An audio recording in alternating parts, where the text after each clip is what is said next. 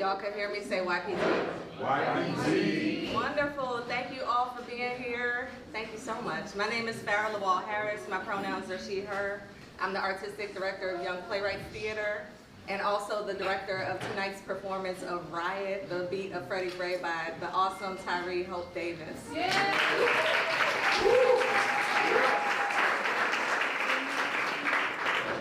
Now, y'all look so beautiful, including the live stream people. Everybody who's watching on the live stream, I sense your beauty too. I sense it that y'all are also beautiful. I want to know whose first time is it watching a YPT production. If it is, raise your hand. Woo! Yes, give it up for yourselves. Thank you for being here. Thank you for spending your Saturday night with us. You could have been anywhere, so we appreciate you. I'm blown away that the seed of an idea I had for a script development program back when we were in lockdown in 2020 has blossomed into what Young Playwrights in Progress is today.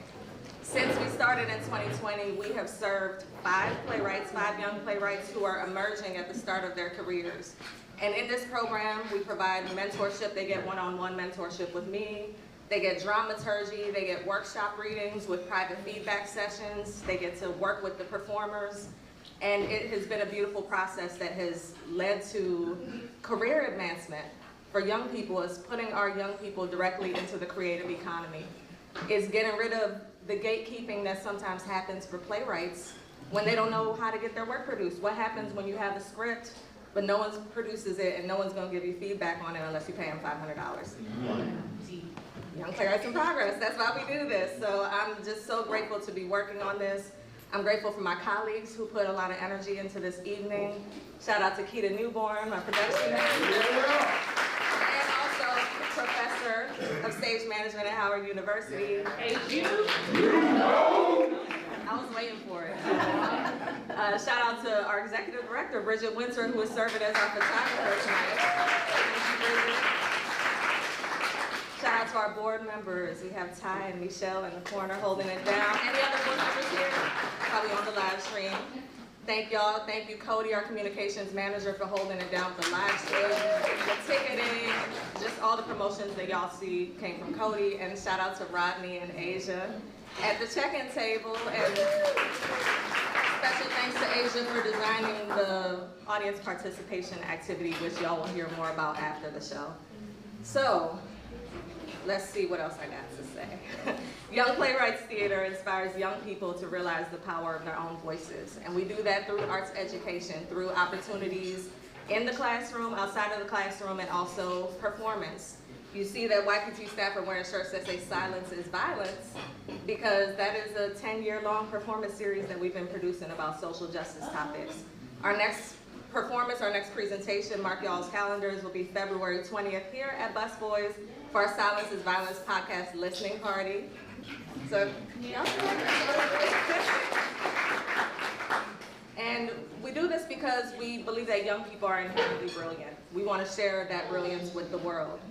And because of what we do, you all get to experience the brilliance of America's future. This is the future. Anytime you feel hopeless, just look at our young people and look at how smart they are, how creative they are, how powerful they are, and know that we're going to be all right. So, I also wanted to just give a shout out to our last year Young Playwrights in Progress, because Amira Al-Amin, who we worked with last year, is going to be at the Kennedy Center Reach come spring to do a full workshop week of her play, Dresses That Twirl, and that was made possible because of Young Playwrights in Progress, so shout out to the Kennedy Center. And now we're going to talk about Tyree.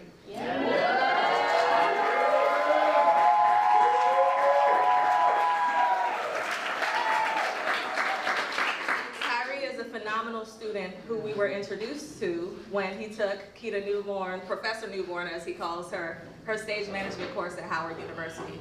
Tyree showed enthusiasm and seriousness and just energy, just positive vibes. If you know Tyree, you know what I'm talking about. Yeah. So Tyree, we were able to hire him to work as stage manager on Silence is Violence, Wish Me Well, which is our production that we did last spring featuring one of our performers, our HE student, Prince, over there. And Tyree was wonderful. And when I was chatting with him, like, what are you doing next? And he said, you know, I wrote this one-man show about Freddie Gray. I said, tell me more about that. Send me the script. And he did, and y'all, I was blown away. I was blown away, and over the past couple of months, I have been helping revive Tyree's, I got my words all jumbled up, I'm excited, y'all. I've been helping Tyree revise his script, so he's written a couple drafts since that initial draft that he presented at Howard University. I directed him, so we've been in the rehearsal room, working on his performance, and I'm just so excited to share it with you all, and I just want to thank Tyree for sharing his light with all of us. The show is about 1 hour long, no intermission. After that 1 hour, we're gonna take about a 10-minute break, then come back. There'll be a participation, the audience participation, so y'all see all the Post-it notes at your table. There are questions that we want you all to answer. And then Tyree and I will be on the stage and I'll interview him about his process. Unfortunately, we won't have time for audience questions, but the reason you have so many Post-it notes is because we have a jar up there at the check-in table, so any sort of feedback, encouragement, positive words, compliments, anything you want to give Tyree, you can write on a note and put in that jar on your way out. So right now I ask that you all silence your cell phones and take a deep breath and get ready for Riot, the Beat of Freddie Gray by Tyree Hope Davis. Thank you.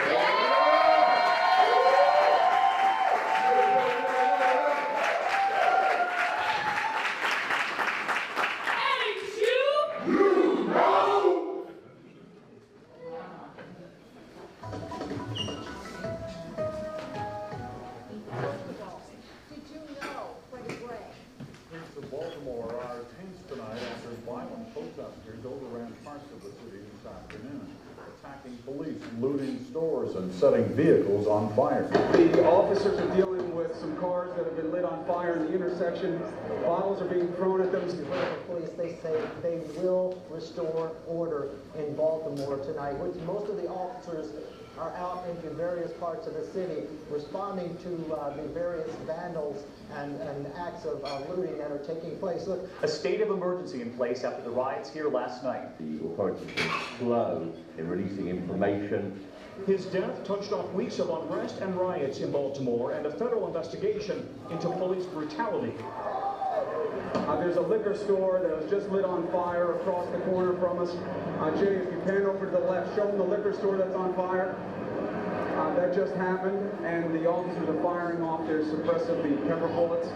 Police responded with batons and tear gas. Stores, the pharmacy, looted and burned. The streets erupting in violence, clashes. This protester carried away by police in riot gear. The streets of Baltimore at this hour, this American city shaken by the events of the past 24 hours. This began more than 3 weeks ago, and Freddie Gray died on the 19th of April. The riots broke out after the funeral for a young black man who died of a severe spinal cord injury while in police custody. That this man was arrested illegally, that he wasn't restrained properly. An update on the 6 police officers involved in the in-custody death of Freddie Gray. They have decided to throw the book at these officers, haven't they? They listed a whole series of manslaughter charges, misconduct in public office, negligence. There were dramatic developments today involving the Baltimore police officers accused of causing a fatal injury to Freddie Gray, a man who died in their custody last year. After failing to secure guilty verdicts against 4 officers already brought to trial, prosecutors today dropped the charges against the remaining officers. The newly elected Baltimore prosecutor quickly filed charges against 6 officers. But after 4 trials and no convictions, today the prosecutor dropped the remaining cases while accusing police and the justice system of undermining her case. I don't think anything's really going to change in this city. We've been the same way for many years.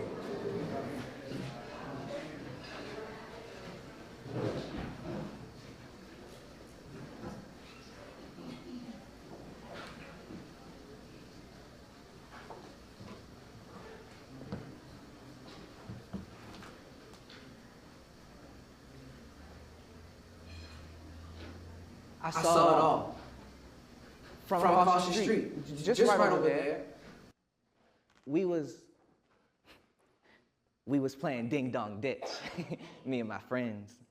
And it was my turn to knock on one of the neighbor's doors, so I climbed the steps of one of them brick houses.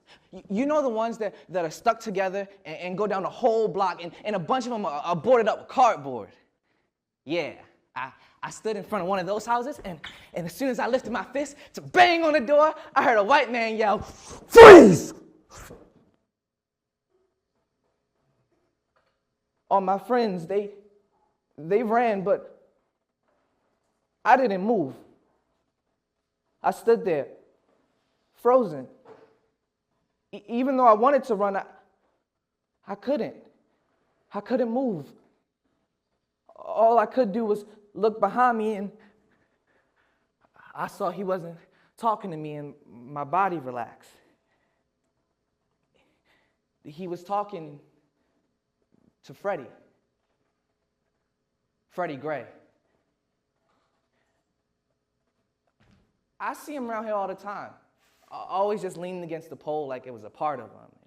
He was tall and kind of skinny, but strong, you know, and he wore this old jacket. It was kind of beat up, but still nice. And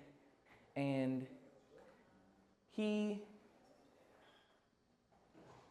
had this look, like he was always running. Even when he was just standing still. I heard his mother, she had troubles, you know, with drugs and stuff. The house he grew up in was all messed up. Lead paint everywhere. Made him sick, real sick. That's why he had all them problems in school. Why he had ADHD. Couldn't focus on nothing, like his brain was all mixed up. He had sisters too. One older one, and one that looked just like him. I think they was twins, and they all lived together.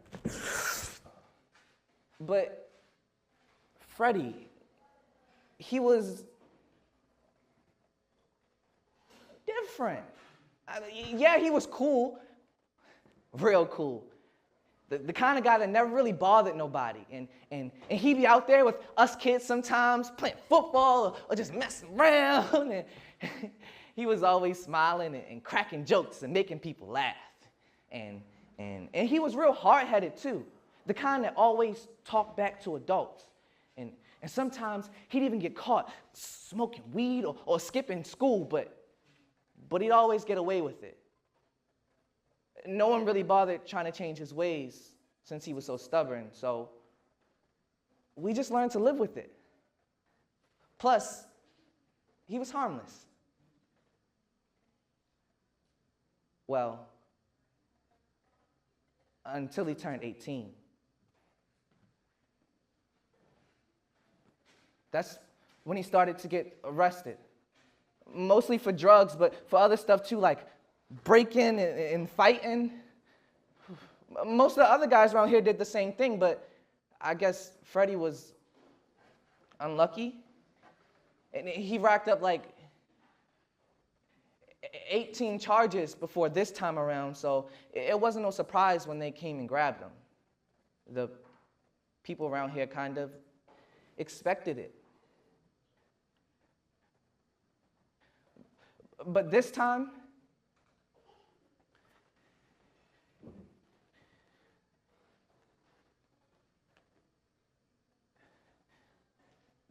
was different. I don't know why. Maybe because I didn't run. Maybe because I stayed and watched. Maybe because it was Freddie. And everybody knew him. And I knew him. Not just his name, but knew him, you know? Knew where he came from, what he'd been through. And knew he was alone, because I was alone too.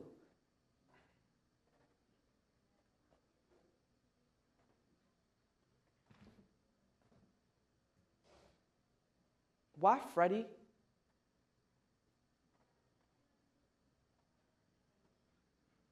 Why me? I ain't asked to be alone. All my friends, they ran and I stayed. Even though I didn't want to stay. I wanted to run too, but I couldn't. I couldn't move. I couldn't move, but I wanted to. I wanted to go. I wanted to go. I wanted to go. I wanted to go. I wanted to go. Go. Go. Go. Go. Go. Go. go, go, go, Freddie, go, Freddie, go, go, Freddie, go, Freddie, go. F-R-E-D-D-I-E. Freddie Gray is now on the scene. Say, go, Freddie, go, Freddie, go. Go, Freddie. Hey, hey, say, go, Freddie, go, Freddie, go. Go, Freddie, go, Freddie, go. A G-R-A-Y, Freddie so fly. His flows are immortal, so he never gonna die. Say, go, Freddie, go, Freddie, go. Go, Freddie. Hey, hey, say, go, Freddie, go, Freddie, go. Go, Freddie, go, Freddie, go. I said G-R and the E and the F-R, you know me. Oh, man, I dropped the flow, but, ooh, I never felt more alive. Yo, when this song drop right here, the people not gonna know what to do. Feel me? Cause this is the perfect song to finish my new album, The Rap Sheet. Ooh, my debut album. Yo, this one right here, gonna change the game. No, it's gonna do more than change the game. It's gonna revive the game. Yeah, this is a revival, a resurrection. Ooh, that sounds hard, don't it? Wait, that should be the name of the track. Wait, how you spell that? S-R-A-E-E-S.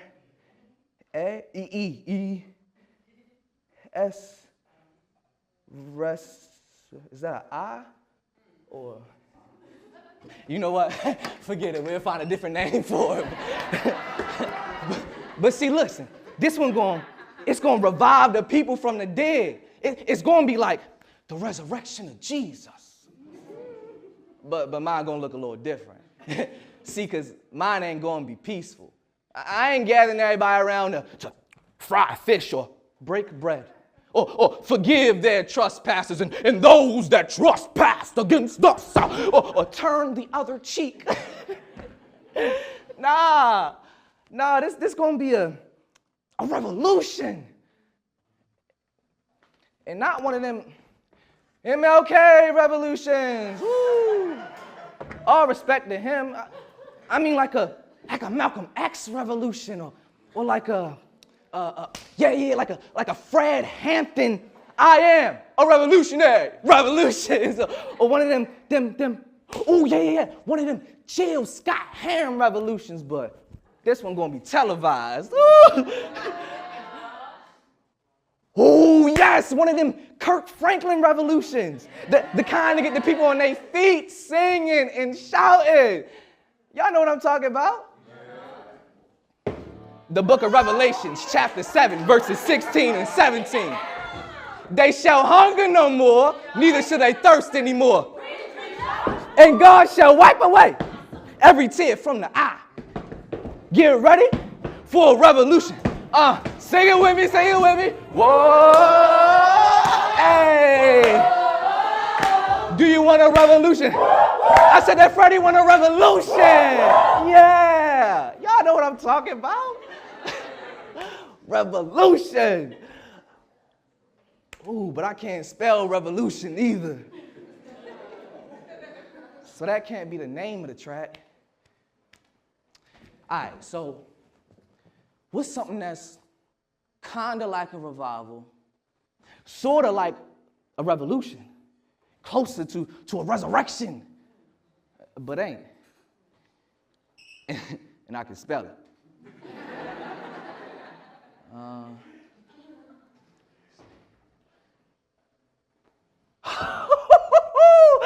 I got it. Oh, I got it. A riot. A riot. Yeah. Riot, cause that's cause here we go. R I O T.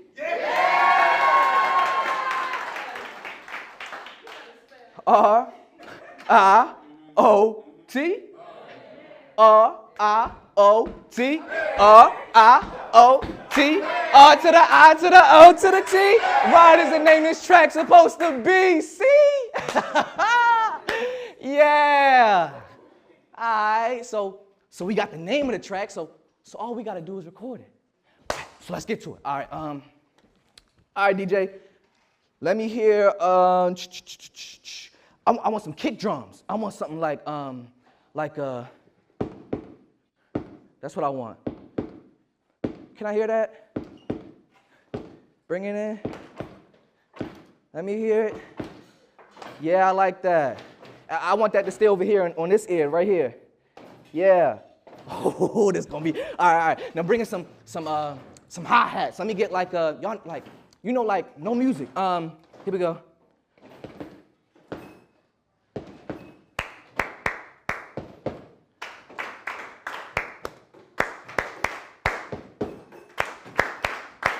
I want that, yeah.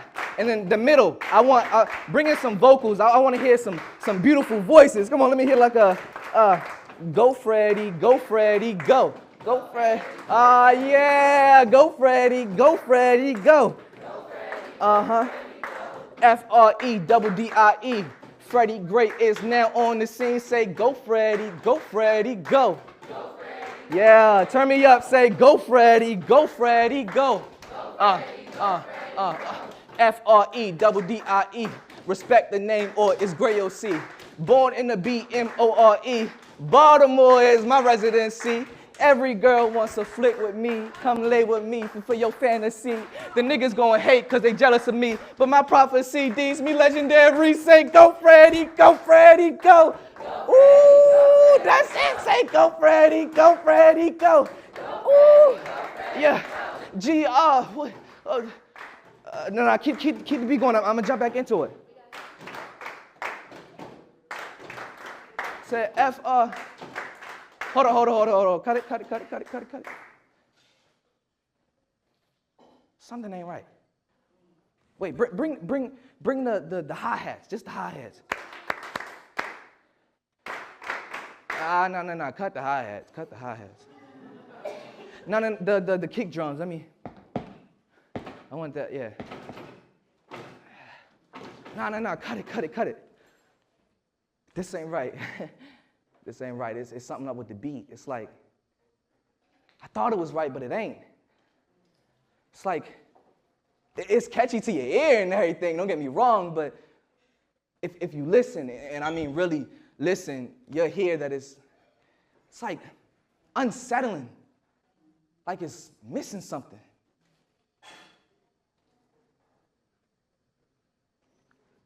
Yeah, it ain't got no life in it. That's what it's missing. It's missing some life. I can't drop this song to a beat that ain't got no life to it. Cause see, look, a beat with life, it like boils your blood, but cools your skin. It starts with a deep, resonant pulse that vibrates up your legs, up across your chest, settling somewhere in your gut. It's that rhythm that compels you to slide to the left when the cha-cha slide come on, or bop your head when Lord Scooter come on, or sing your heart out to Mario, begging your girl to let you love her. It's the sound of raindrops tapping on the window pane, raindrops tapping on the window pane. It's the force that keeps the ocean water from being still. It waves. And it ripples, and it sometimes crashes. But what it ain't is lifeless. What it ain't is that. But now that I'm thinking about it, I might have another beat. Something different with some life in it though. It's like it's like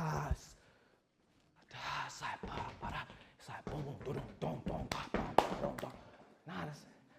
Damn, I can't remember it, but I promise you, that beat is what this song needs. I just gotta remember where I heard it. It had to be somewhere familiar to me, like my home, my sanctuary. was born with me. Yeah, it nursed me and nurtured me. It mentored me. It grew with me. It grew with me. It grew with me. It grew.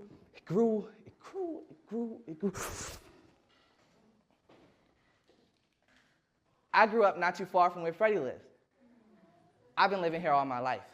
I live with my dad and my dog Meatball, but I basically live alone because my dad's always working, so when I get home from school, it's just me and Meatball. But it's not so bad, though, because Meatball's one of my best friends, and the whole neighborhood loves him, too. At first, they were scared of him because of how he looks, because he's a bulldog. He's short and chubby and stocky and brown, and he drools just like a sloppy meatball. And the folks in the neighborhood thought he was violent and too wild to control, but he's just really energetic, and he doesn't even bark. And once everyone got to know him, they realized he wasn't violent or scary at all. And now, I always take him to the park with me, and sometimes, instead of the kids playing with me, they play with Meatball. And my other best friend is my brother. Well, he's my god brother, but we call each other brothers, and we share the same sister. He's just a year younger than me and an inch taller than me, and everyone thinks we're twins. So we call each other brothers.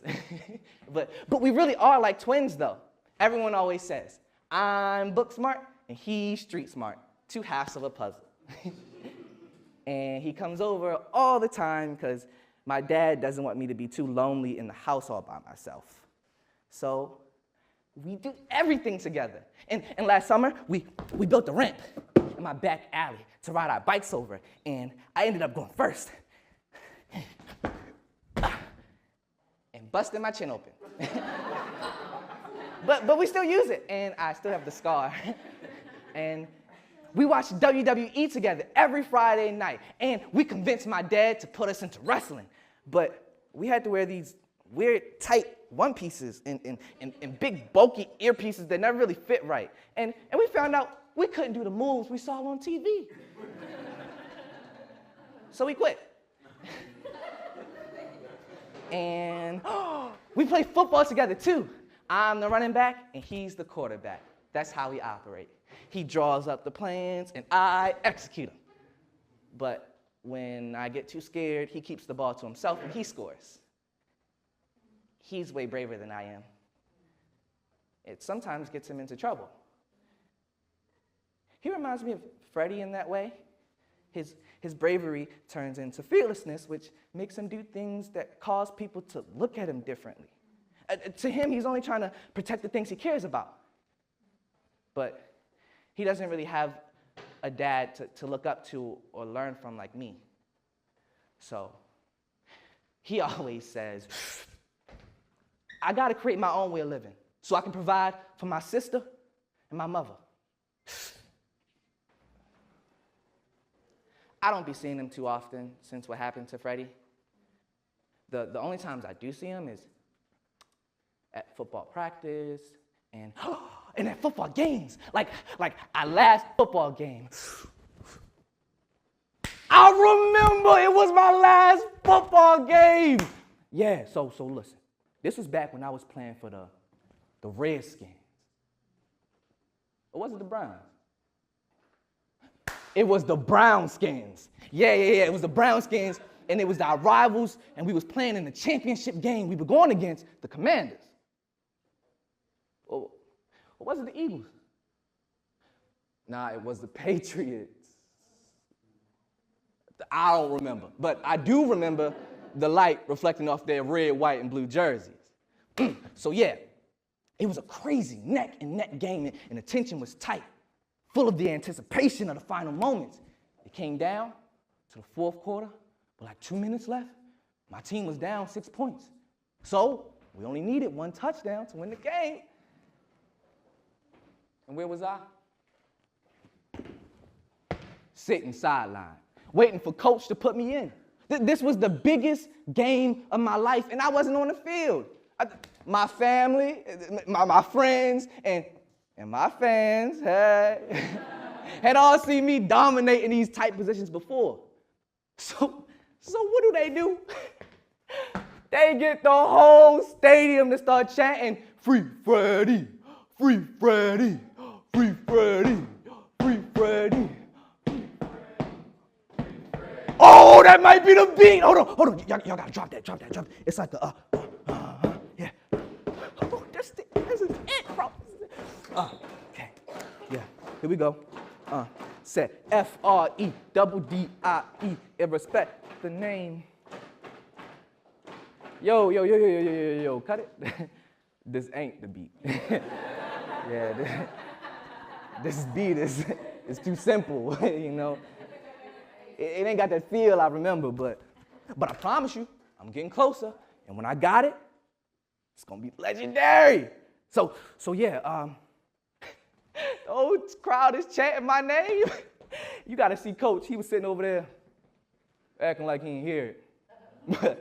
But he had to give in, and he finally does. His voice cuts through all the noise, and he's calling my name. I'm getting in the game. But it's only time for like one last play. But you know what? I nod at him, letting him know I already know what to do. Like I said, I ain't new to this. So I run onto the field to join my team in the huddle. And it's tight, and it's musty. They stink. And my quarterback, he looks at me, and he calls the play for me. And everybody's faces get tense. So I say, hey, look, we all know why Coach put me in the game. We all know what I can do. Which means the other team probably know too. So instead of running the play to me, let's run a fake. The plan was this. I was gonna start on the left side of the field, then run past my quarterback. And as I'm passing him, he's gonna fake like he's giving me the ball, but he keep it to himself. And he run left and score. Now that sound like a winning play, don't it? Yeah. So we set up for it. So I go to the line, quarterback goes to the center, we look at each other, we nod, and just as planned. He calls hike, and I run past him. He fakes it to me, but he keeps it to himself. And we run in opposite directions. And as soon as I cut the corner to run upfield, I lock eyes with a guy from the other team who always has it out for me every time I'm in the game. And I guess our plan worked too well, because before I could blink, 4 more Commander Eagle Patriots started charging at me too. And as soon as I saw 4 of them, I threw my hands up to show them, I don't got the ball. But they kept their target on me. And they had this gaze that felt like it had murderous intent, like they didn't care whether or not I had the ball. They wanted me. So I had to run. And so I ran, and as I was running, I started to feel like I was running out of, like I couldn't,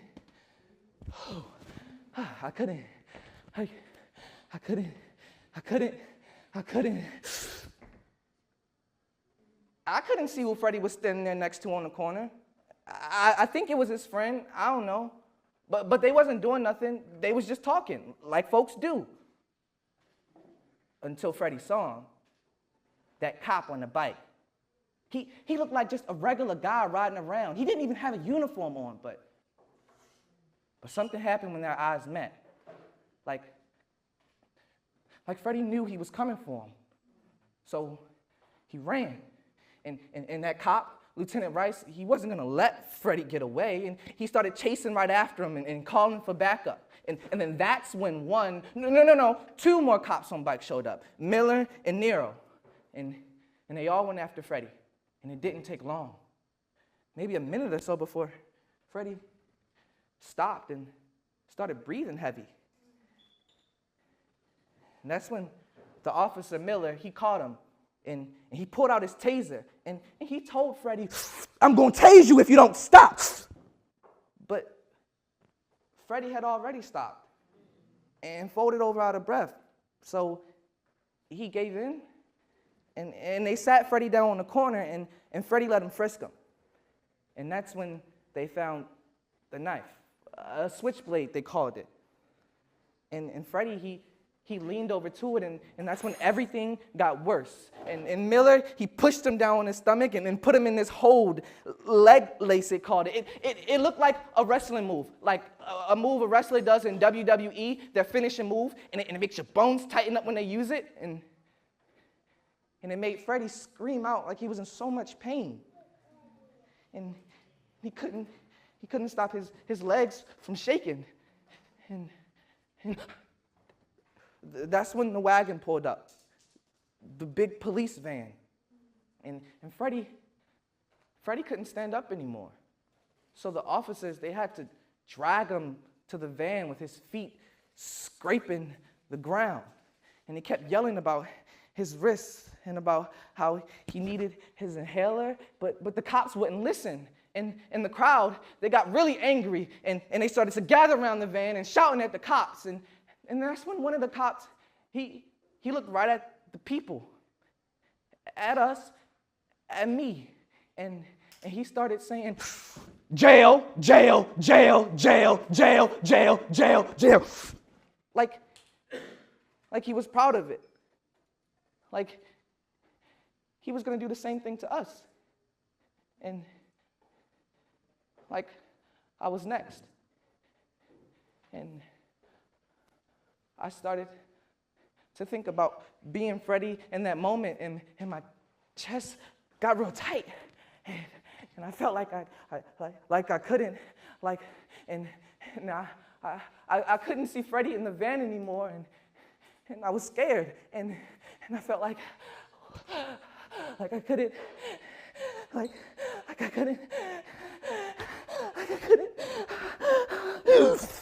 Breathe.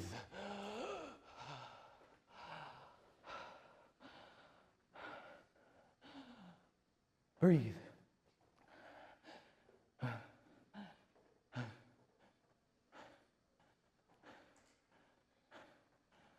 Breathe.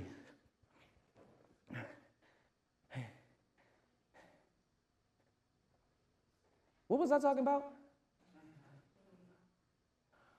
Oh, yeah. I was telling y'all the story about that beat for my song.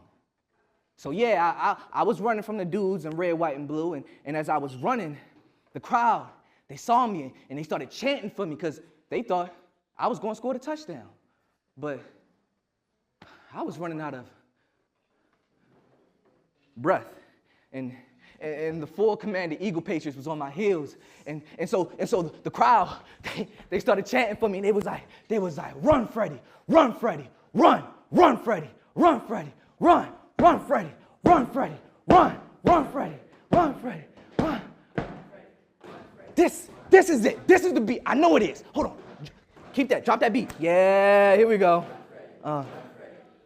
F-R-E-G-R. That's not. F-G-R. F-R-E. No, stop. This ain't the beat. This ain't the beat. This beat is too hard. It's like, ain't nobody gonna be able to move to that. If I could just remember this last part of the song, I'll have it though. I promise I'll have it. So yeah, I was running. Yeah, I was running, and I stopped running. Felt like I've been running a whole hour, and I figured my quarterback should have already scored. And I figured the full command, the Eagle Patriots that was chasing me, they would see that my quarterback scored and figure out I ain't have the ball. And they stopped pursuing me. Feel me? But nah, all four of them continued to charge at me, and they tackled me to the ground. They knocked the wind out of me, and they stood over me, and they smiled menacingly, and I knew it. I knew I was their target, whether I had the ball or not. And feeling all cocky, they looked at me, and they commanded me to stay on the ground. All four of them so proud that they had to take me down. And you know what? That's just it too. The 4 of them for me. Because see, had they come at me one at a time, I would have juked them or stiffed on them or ran them over, you feel me? I would have dealt with them and I wouldn't have gone out like that.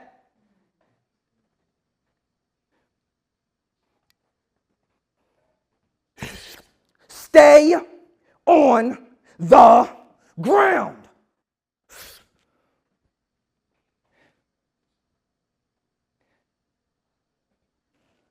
Truth is, I couldn't get up even if I wanted to. My world was spinning and the noise was a blur, and all I could see was those 4 players. Not only did they hit me, but they all came and tackled me to the ground and weighed all their weight on me, on my legs and on my back, and my spine felt bent and twisted up. I mean, they folded me like I was origami.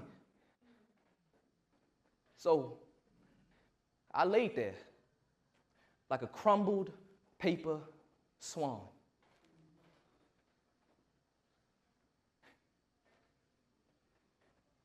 Four versus one. That ain't fair, right? I mean, in football, that's a penalty. It's called unnecessary roughness. It's a rule that you can't hit a player if they're already down or away from the play, and I was both down and out the play when they hit me. And the ref wasn't trying to call it. I heard his whistle, and I thought he was going to throw the flag. But he only signaled the end of the game. No call, no flag, nothing. The ref wasn't trying to call the clear penalty. In the crowd, they was furious. They yelled at the ref to make him review the play, and he did. But he still wouldn't call it. And I laid there, and I heard those 4 Commander Eagle Patriots celebrating. And they looked up at the crowd, and they was just like, you're next, and you're next, and you're next, and jail, jail, jail, you're next, you're next, you're next, jail, you're next. Like they were so proud that they had to cheat for their win. And I laid there, and I heard them, and that's when the realization hit.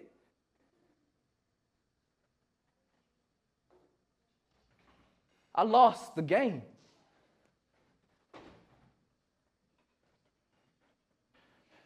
Nah, I ain't lose the game. I was robbed.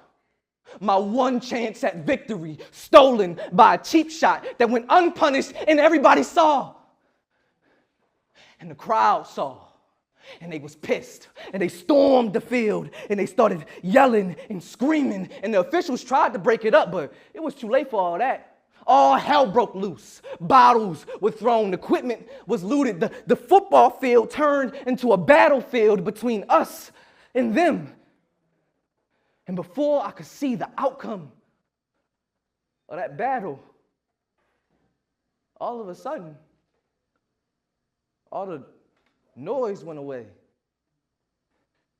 And it began to get dark. Oh, real dark.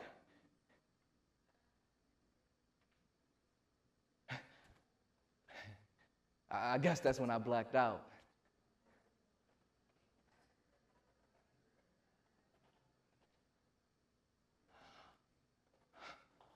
And and that's when I heard it. I heard it.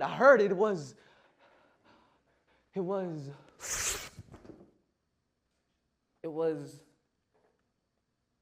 April 27th, 2015. Freddie's funeral was happening that day.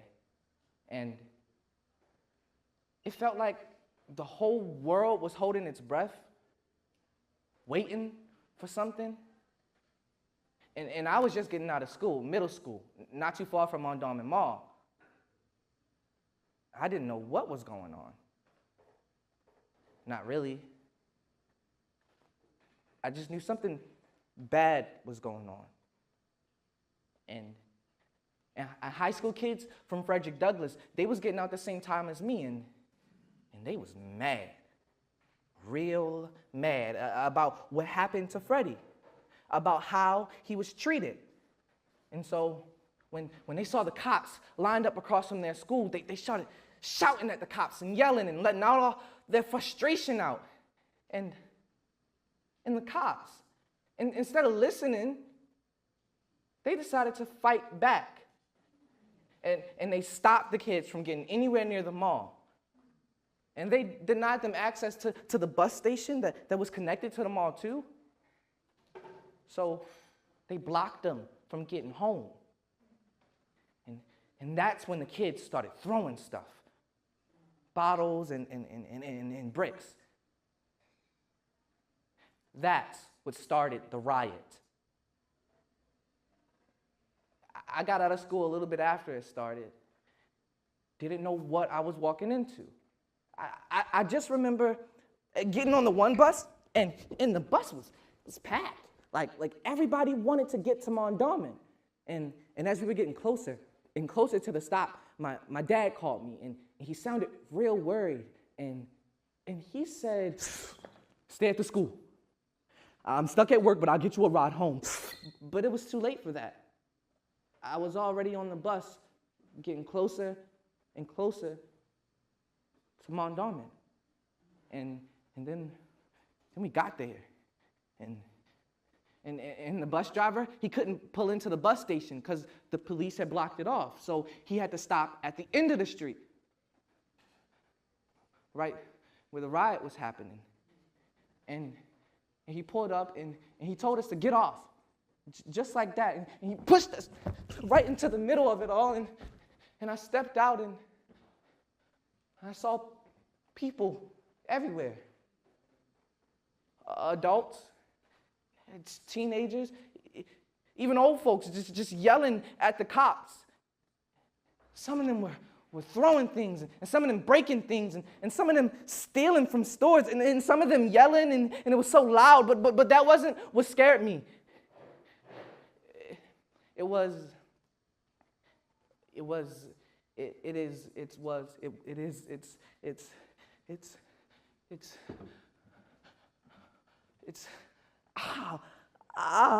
It's this loud noise that's pounding in my head. It's pounding so loud, it's making my head hurt.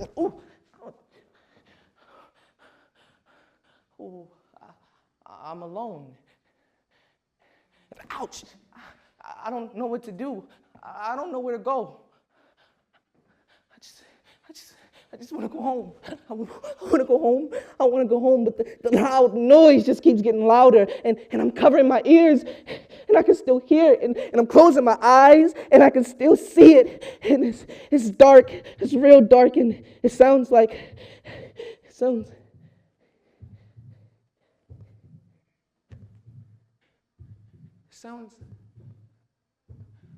a drum.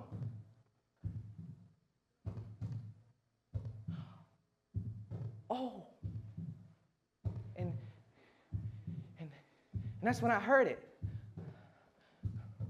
It was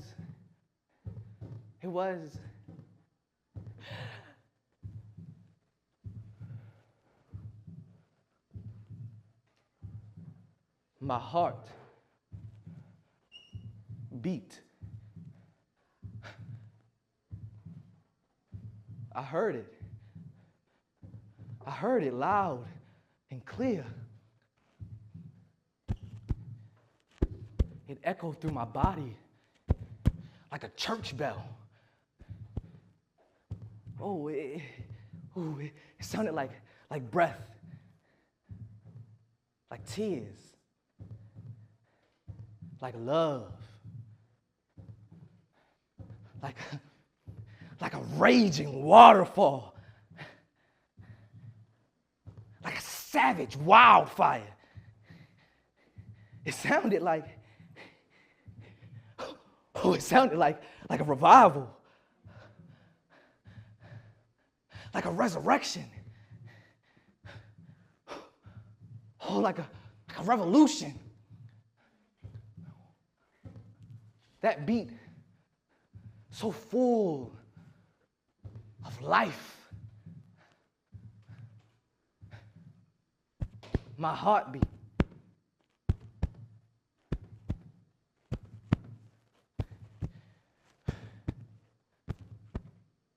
Freddie. Respect the name. Remember the beat. Born in the BMORE. In the heart of the city. In the heart of the streets. The police gonna hate because they jealous of me, so I'm a victim of police brutality. But they will never kill all of my legacy because my family will remember me. I'm saying, go Freddie, go Freddie, go. Run Freddie, run Freddie, run. Breathe Freddie, breathe Freddie, breathe. Free Freddie, free. Everybody say, go Freddie, go Freddie, go. Go Freddie, go Freddie, go. Run Freddie, run Freddie, run. Breathe, Freddie, breathe, Freddie, breathe. Breathe, Freddie, breathe, Freddie, breathe. Free, Freddie, free, Freddie, free. Free, Freddie, free, Freddie, free.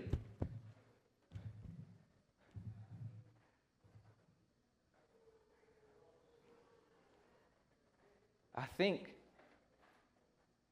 think I'm gone.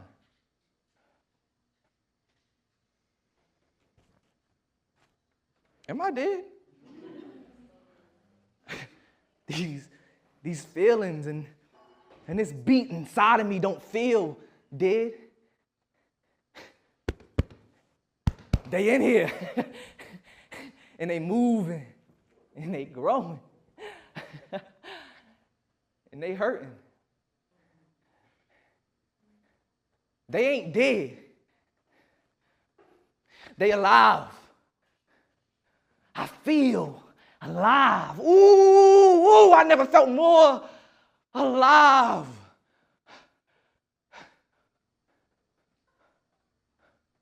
Yo, when this beat drop right here, the people not gonna know what to do. It's gone. It's gonna be a riot. You feel me?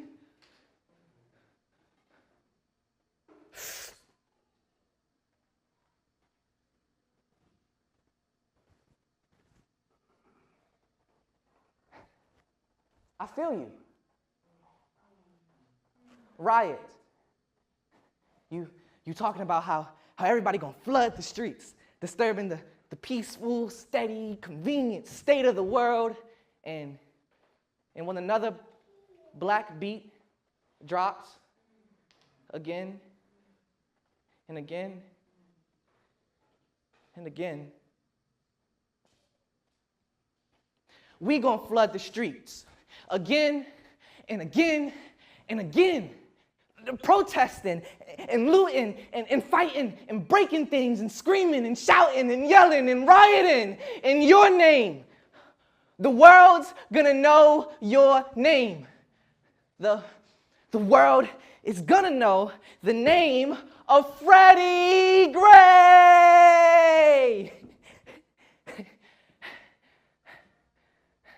So, don't worry. I got it from here. So, you can go Freddie, go Freddie, go. Go Freddie, go Freddie, go. Go Freddie, go Freddie, go. Go Freddie, go Freddie, go. Oh. Wow. And the rest of y'all. I hear your voice and your beats too. Still so full of life. I can carry your beats too. And if I can't, then they can. So,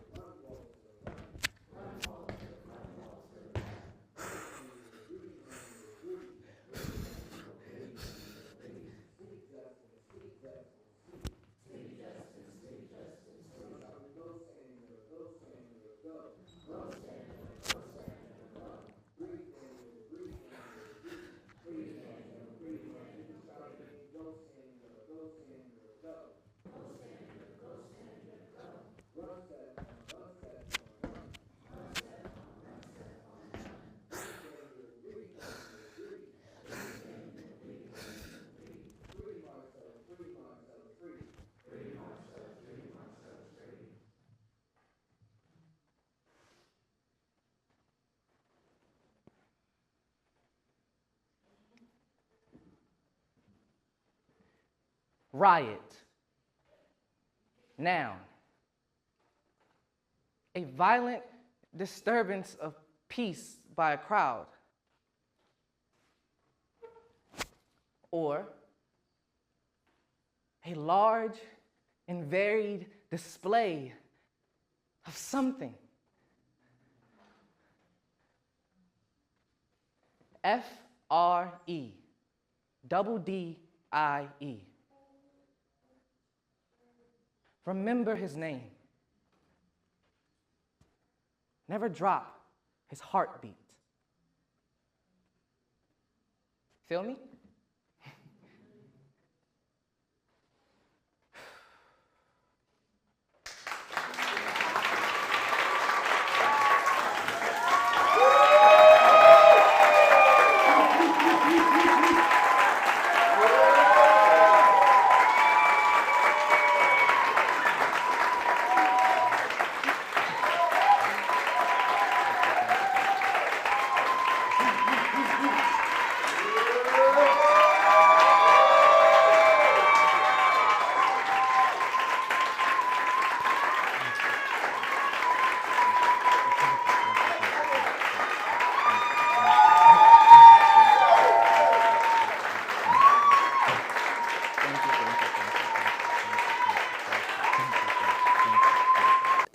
Before I start asking Tyree questions, I just wanted to hear from y'all one word. How do y'all feel? What do you feel after watching that performance? And I'm gonna repeat what I hear. Chills. Inspired. Amazed. Oh my goodness, yes. What else? Educated. Liked it? Full love. Wow. Impacted. For me, I feel blessed. I feel blessed that I got to work on this with you. Yeah, so behind every great play is a great story. So I wanted you to share with everyone what was your inspiration for writing Riot, The Beat of Freddie Gray. What's the story behind this play? Of course, thank you so much, everyone. First, thank you so much. The story behind this play, it started as an assignment from in my acting class to write a 10-minute play. And I didn't know what I wanted to write about, and so I just wrote about me a little bit. Oh no. Good. Okay. I just wrote about me, and then I didn't really know where that story was going because I didn't really have a full grasp as to who I was. And so I started thinking about things that I do know, and it brought me back to Baltimore. And it brought me back to Freddie Gray, and I just realized that his story wasn't really told. His face was broadcasted all over the world as the face of the Baltimore riots, but nobody knew why, and they weren't telling why. They were only telling his charges and the violence and everything, but they weren't telling the real story behind it. And so that's what I wanted to do in a way that was fun, that was engaging, that didn't feel like I was like shoving it down people's throats. It was a way where we all actively do it. And I just kept coming back to this motif of heartbeat, and so it grew from there. Yeah. So your process with Young Playwrights in Progress involved revising your script. We met, how often were we meeting? About monthly? Bi-monthly?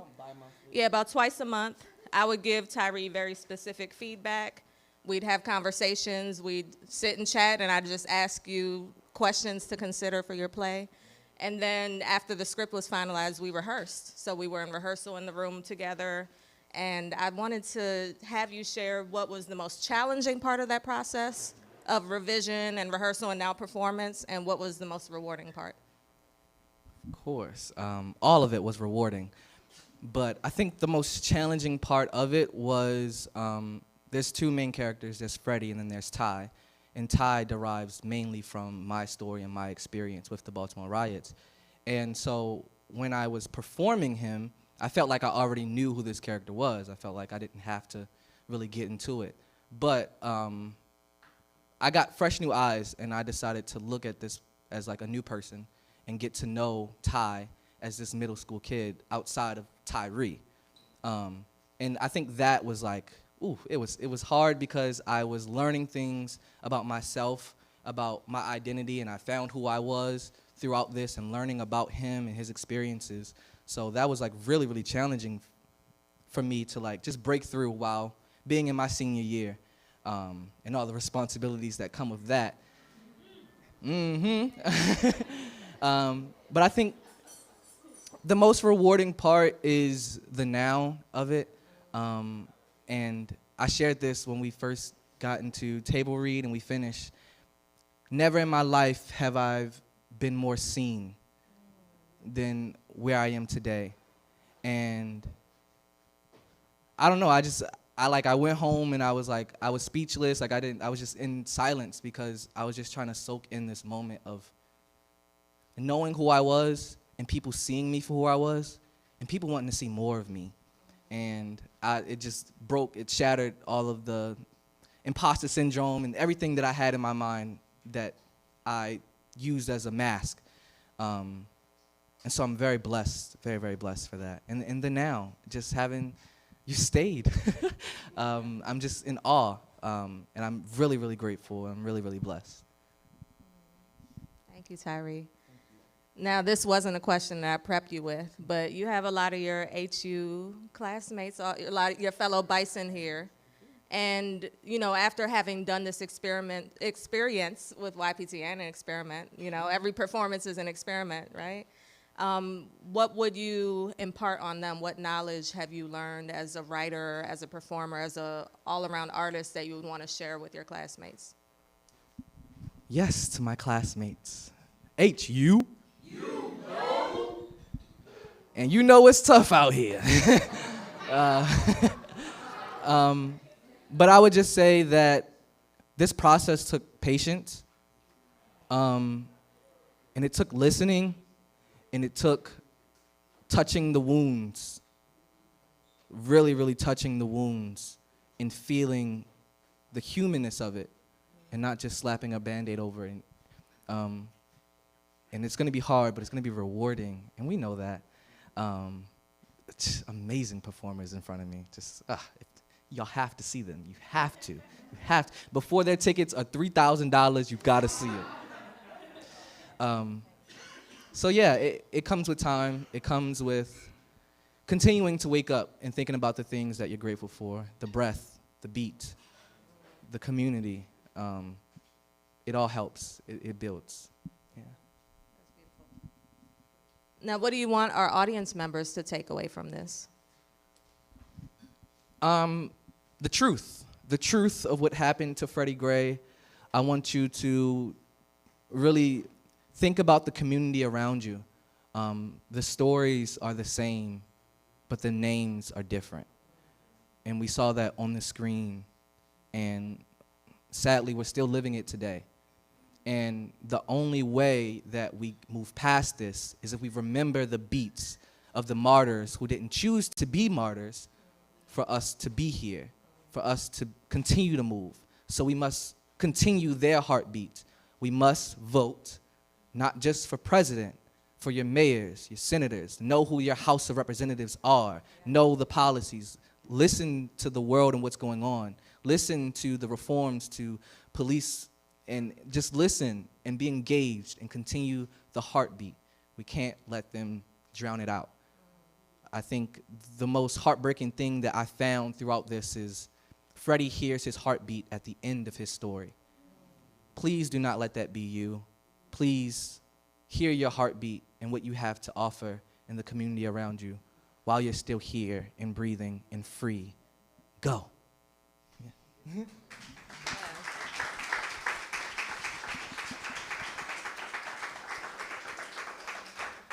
I think Kirk Franklin would call that the benediction. Yeah, thank you all so much for being here. You don't have to leave at this moment. You know, now it's time for you to mingle. You can order another drink. Make sure you tip our servers very well. Thank y'all so much for taking care of us. You could write feedback for Tyree that could be put in the jar by Azsia. Azsia, raise your hand real quick. Yeah, Azsia has feedback over there. We also have merchandise if you want one of these T-shirts. If you want a tote bag, if you'd like a button that says Riot, you know, that has Tyree's name on it. Or we have another one that says your favorite writer's favorite writer. You know, we got to talk our stuff as writers, right? So check that out, socialize with each other, and we just thank you all for being here. If you enjoyed what you saw and you feel so inspired, you may give a donation to Young Playwrights Theater. There's information in our brochure. We hope that you join us on social media. We hope that you see us at our series of dinner theater events. We did this to make it accessible. We are trying to move past, okay, I'm gonna say it. We're trying to move past the old notions of what theater is supposed to be and who's allowed to be in the theater. When I look out and I see all these black folks, hello, y'all are beautiful. Our stories are also for us. So we're trying to make this more accessible. So tell a friend if you enjoyed yourself, if you enjoyed the work that you saw, tell somebody about it and come back in February, come back in May, and in March and in June at the Kennedy Center. We got stuff going on. So thank you all very much. If you have any questions about Young Playwrights in Progress or are interested in applying for that program yourself, there's information in your program too. Any last words, Tyree? Thank you. Thank you, thank you, thank you. Thank you to Howard University Disney Storytellers Fund Project. That is the impetus of all of this. Thank you to my family. Thank you to God. Thank you to my friends, my ensemble, my extended ensemble. Thank you to each and every one of you. Thank you, thank you, thank you, thank you, thank you, thank you, thank you, thank you, thank you. Yes.